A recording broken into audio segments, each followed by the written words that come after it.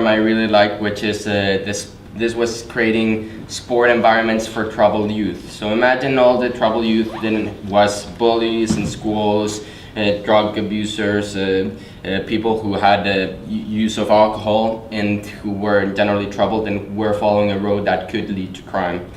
And they actually took them to communities to programs where they actually played sports with athletes, with police officers. And actually, if you have the person with a drug abuse on one side, you don't want that drug abuse and that feeling of disengagement with the police force to actually drive them into committing other types of crime that may be more severe.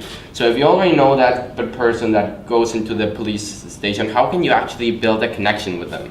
And I think the best way to do that is through sport. So maybe having hockey, people who generally are troubled are not in economical wealth, so they maybe cannot have the equipment, but soccer is something you can do year round. In the rain and in the cold, you can always wear some sweatpants.